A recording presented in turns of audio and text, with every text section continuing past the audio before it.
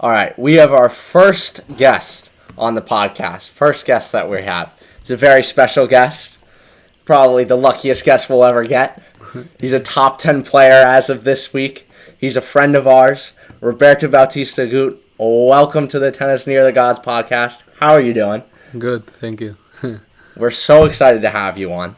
But first, we'd be remiss without saying congratulations on the top 10. And what does it mean to be in the top 10 now? Well, I'm very happy to be top 10. It was a long way to go. I've been fighting a lot and practicing a lot during many years, and finally I could get it. Well, we could not be more happier. Your biggest fans out there. But I first want to talk about your junior career going into the transition into your professional career. And what were the hardest obstacles that you had to face? And how did you overcome those and get to where you are today? Well, I used to be a very good player when I was under 14 and under 16, and I got good sponsors when I was at that age, and they were helping me to pay all my expenses, to pay all my travels. And well, after that I had some time difficult. I got injured, had a surgery, elbow surgery, and I started to play a little bit worse, and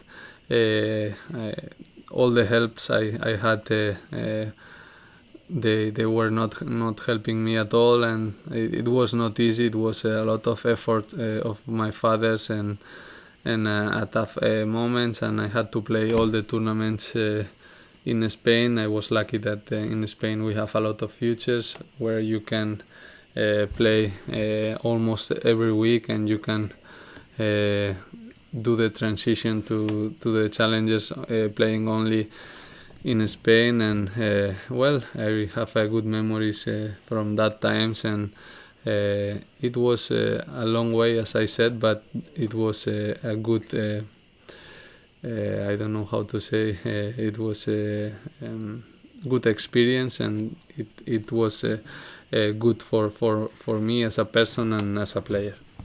And what is like the best lesson that you've learned, or what's the piece of advice that you would give to players starting out playing or professionally, or they're struggling professionally? What's the best piece of advice you give to them, and how you dealt with all that stuff? The best advice maybe would be to be next to a good coach, don't do the things on your own, to listen a lot what you have to listen, and I think this life it's very difficult, and it's more difficult if you want to do the things by yourself without any help. And I think it's not only about work hard, and it's more about working smart and doing the right things. And I was wondering, how has your relationship with your coach Pepe Vendrell helped off the court, helped you on the court? Well, I know Pepe already almost 18 or 20 years. We've been growing up at the same club. We were coached by the same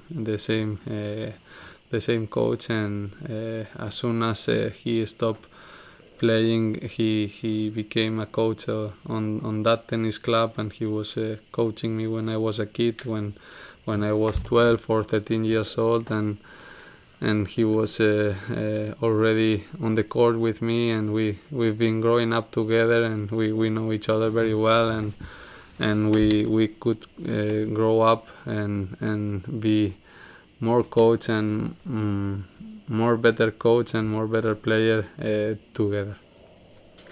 And then last question, we won't keep you long, but this has been your best year so far in terms of ranking, and at least we have always seen it coming. We always thought top 10 for sure. But for those who don't know, what would you attribute this year's success? Is there anything different that you've prepared in, or has it just been everything's come to fruition? Yeah. Or is it your new soon-to-be wife, Anna? she changed everything. Well, I was many times very close to top 10. I was the first time 14 in the world in 2014, and it's been, as you said, a process, and the experience gave me a lot of things. And I think when I less wait to be top 10, when I less thought about it, everything came. No, it was one of my goals to